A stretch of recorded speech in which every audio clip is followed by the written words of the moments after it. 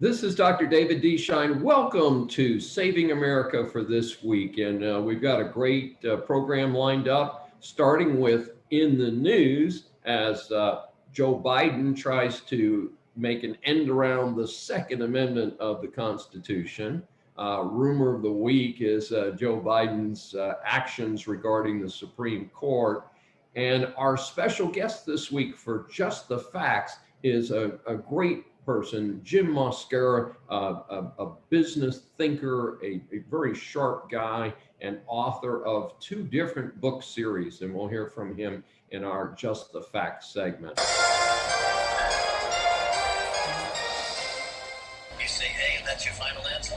So let's get down to just the news. And in the news this week, Joe Biden announced an executive order on gun control in light of the sad and serious situations of multiple mass shootings in the United States over the last couple months, pretty much since he's been elected. Gee, I wonder what is the tie-in between the two. Maybe incredible frustration in America over the poor state of affairs, or perhaps in anticipation that if you commit violence under a Joe Biden administration, you won't be punished. So it's a very disconcerting situation. But Biden blatantly lied. In fact, not just conservative, but even some Democrats have called out Biden for blatantly lying about one of his big proposals was closing the so-called gun show loophole. The theory being that if you go and buy a gun at a gun show, and of course, being here in Houston, Texas, periodically there are gun shows here, and that these are not regulated.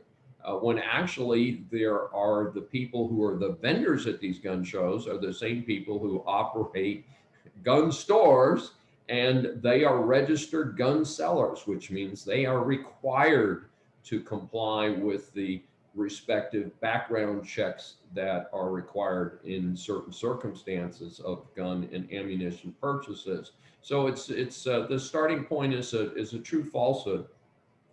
I do want to provide a disclaimer at this point. I am not a gun owner. I am not a member of the NRA or any organization like that.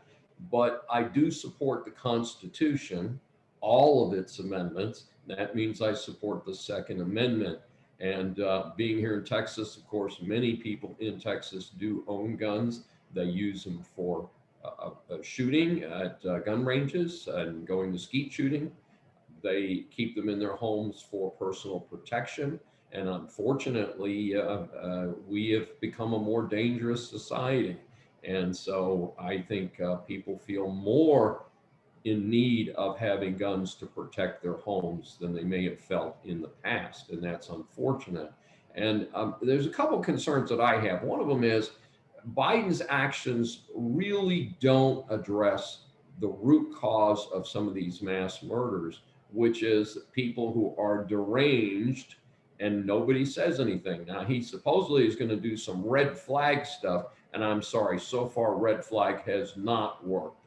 We're letting crazy people out. We're so politically correct today that when we see people who are really not okay and represent a threat to us, we do not report it to the police. And we need to step up and do that. And the second part is that we need to support the American justice system. And I know there's been another sad shooting in Minneapolis, suburb of Minneapolis. But you know what? The bottom line is a civilized society requires justice, requires a police department, and requires effective enforcement of the law. Having someone voted by a jury of their peers for the just death penalty and then sitting on death row for 20 years is not justice. And I am as concerned with not convicting innocent people. I am also concerned about our administering justice on behalf of the many, many victims of crime in this country. And so the actions of Biden will do nothing to deal with the root causes of the problems in America. And it's a very sad situation for sure. And that is our In the News segment for this week. You are the weakest link. Goodbye.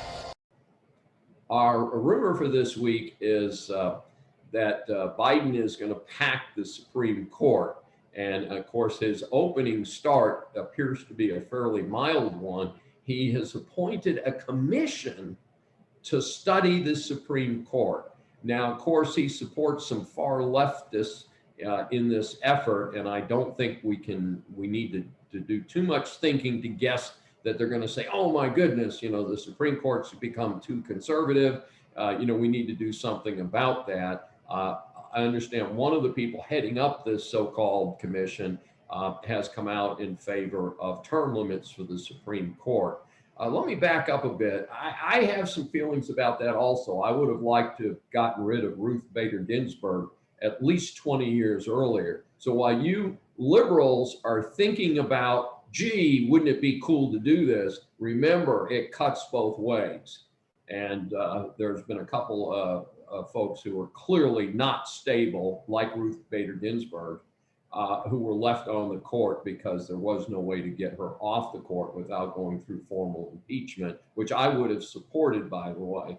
And so let's settle down a little bit. 9 is a pretty big number by itself.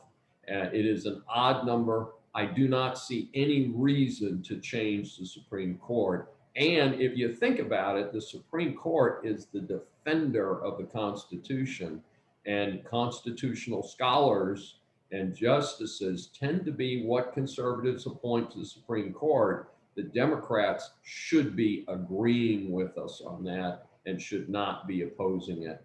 I actually will make a prediction today. I do not think the Supreme Court, the number of justices, will be changed. But unfortunately, I think that's because the current conservative majority of the court has shown a real lack of courage right now. Personally, I think they're being political. I think they're picking their cases and picking their decisions in an effort to not stir up the whack leftists that are presently in charge of Washington. And that's our rumor for this week's Saving America.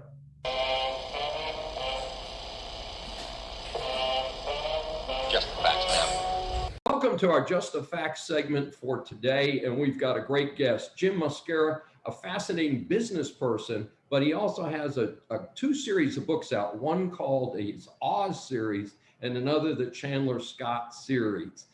Jim is currently a principal at the Sentinel Consulting, a business restructuring capital acquisition firm. We're going to have him tell us some more about that in a few minutes, but I wanted to get started here by having Jim tell us a little bit about this Oz series of books, because I know that was one of your starting points.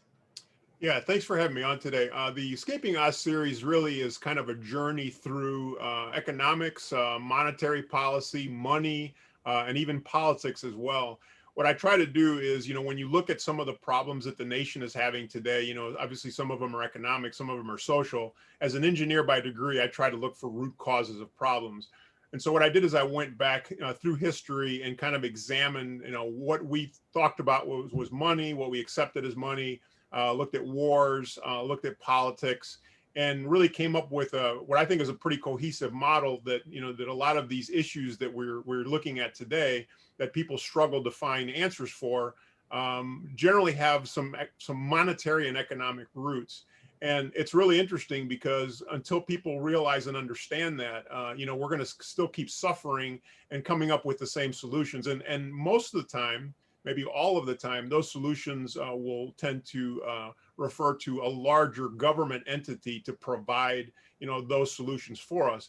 But unfortunately, we get into an endless cycle of government intervention, of creating some program and then some unintended consequences from that program, rinse and repeat. And it's unfortunate because, until we get out of that cycle, some of these problems become more difficult to address. you're seeing some independent movement away from, some of the monetary policies and establishment that we have right now in the burgeoning market for cryptocurrencies. Now, I'm not advocating cryptocurrencies per se, because it is a very active market right now. But I think what's instructive about it is you're seeing, and I will say, I will give myself some credit. When I published my first book 10 years ago, I actually mentioned Bitcoin, and I talked about how disruptive it was going to be economically. I think that has come to fruition. But essentially, that's what the Escaping Oz series of books talks about, is, things that are money related, things that are investment related, politics, investor psychology, government action. What should government be? That's a question that I pose in one of the books. And Jim, how many of books in the Oz series are there? There are 3 books in the Escaping Oz series. Sounds great. And out of that, I was very fascinated, because these are nonfiction, and my current book is a nonfiction book, and I have another nonfiction on the way. But it was fascinating for me that you've introduced the Chandler Scott series. Tell us a little bit about that. What's funny, this was probably sometime in 2015, I had published some books, and, somebody made the comment to me like, hey, Jim, it's nice that you have these books, but, people want a story. They want to be entertained. And I thought, well, how can I take some of the content of my nonfiction book and fictionalize it somehow? And so what I did was, in 2015, I began to write, the first of the books, and it was called 2020. And it was about the US presidential election of 2020 and how it would unfold. Again, using fictional characters, of course. But the Chandler Scott series, I would say, is an exposition of what life in the United States could be like from the year 2020 forward. Obviously, we just had the real election of 2020, last year, but it examines that pull between, authority and liberty. And that's something that, again, is a consequence of some of the things that I talked about in my nonfiction book. So what I did was I was very intentional in picking the protagonist in the story, Chandler Scott, as you mentioned. He is a journalist, and I thought it was important to have a lead character be a journalist because, I think many people can agree that, the journalism profession has probably not been what it was in the past, and we are desperate now to seek for, objective sources of information. And so Chandler Scott finds himself in many situations where, he has to be the objective journalist, regardless of what consequence it may, pose for the United States. And, the picture that you see behind me is actually, Manhattan, right? And, Chandler Scott, in the first book, he lives part of the time in Manhattan, lives part of the time in Washington, D.C. And, he examines some of the things that happen politically in the United States, the burgeoning cryptocurrency market that emerges in the United States. Again, that was somewhat prophetic when I started writing about that, and also this counterculture that emerges as well, that is very, very cyber based. So he encounters people that are hackers, that are somewhat benevolent hackers sometimes, and other times they are not benevolent hackers, and he starts to form these relationships with some organizations that, the public authorities, they may not think kindly of them, but to Chandler, it helps him uncover some of the, pressing stories of the day. It's a story also of mentorship. Chandler has a lot of encounters with members of government, in particular one senator, and encounters with the president of the United States as the story unfolds. So it's a really, so far, I would say there have been some events that I've depicted in the story that have come true, and I think others that will come true as well.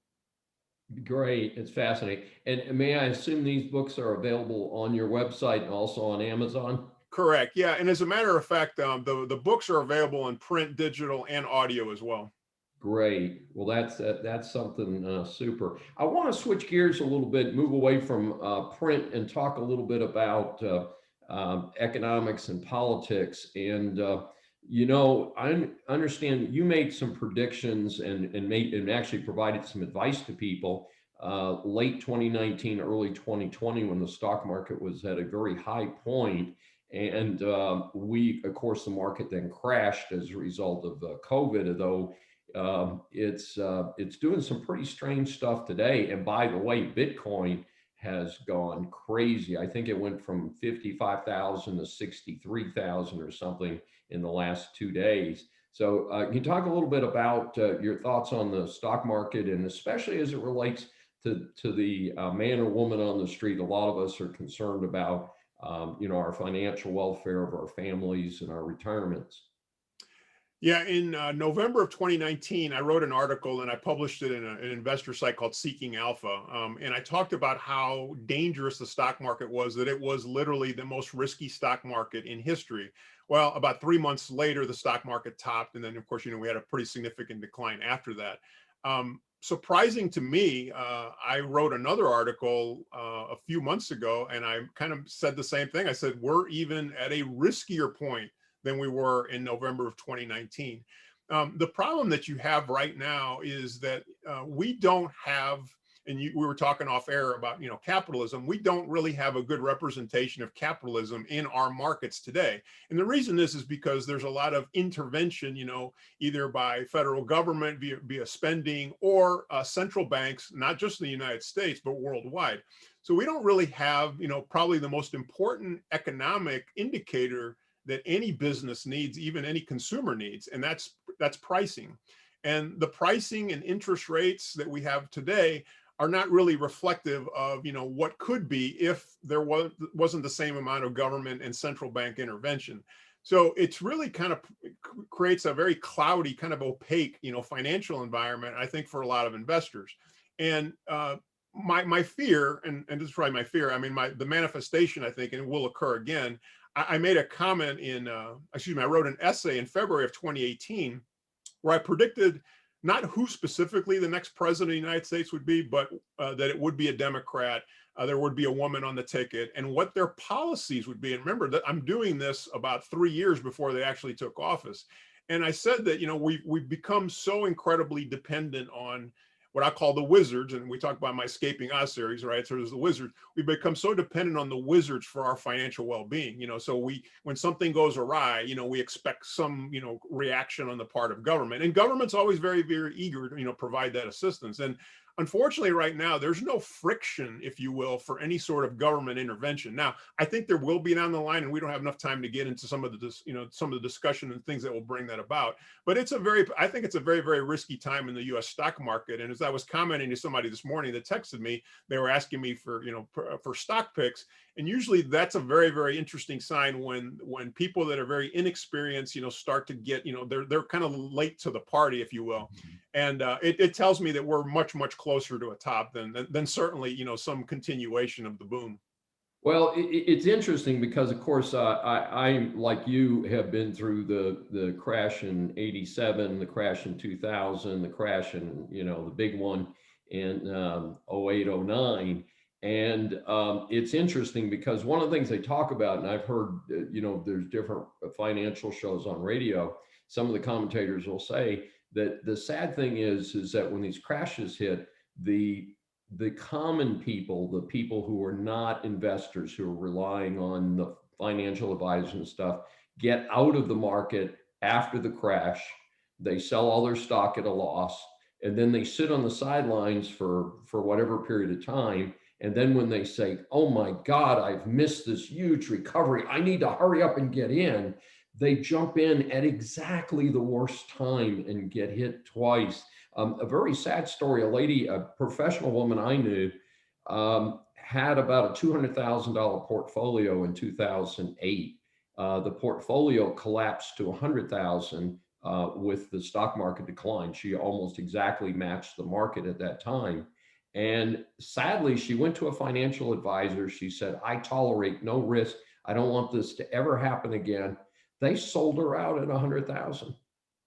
And as you and I both know, that if she'd held the same stocks or close to the same portfolio till 2010 or 2011, she would have been back even or even better off. So it's very sad because it does seem to be a game for the people in New York and Washington and not for the common man. Yeah, that's something I described in my Escaping Oz series of books. It's the herding instinct, right? And that's how investors typically move. They move in herds, and it's based on the limbic system of the brain. It's very, very emotional. I would say it's probably, if you found a financial advisor, that had a plan, a good strategic plan to, be able to anticipate, when the market gets overheated, when to get back in. My experience with a lot of financial advisors, not personally, but just from, speaking to a lot of them, they're working from the model of, whoever their mothership is, right? Providing them, the path that they need to then disseminate to, to their clientele as well. So there's probably less, I would say, a lot of independent thought probably on part of a lot of financial advisors. Some are, I'm sure. But the general model, and I'm in St. Louis, Missouri, where it's the home of Edward Jones, and there's a lot of financial advisors in St. Louis. I mean, so I talk to a lot of them, just from business dealings. Interesting thing. Jim, we're running out of time, but I wanted to ask you to tell people a little bit about Sentinel Consulting, and if they'd like to reach you, what the best way to do that is. Yeah, I'm glad you mentioned that. Last year, I actually took Sentinel Consulting and I merged it into an organization called Alliance Corporation.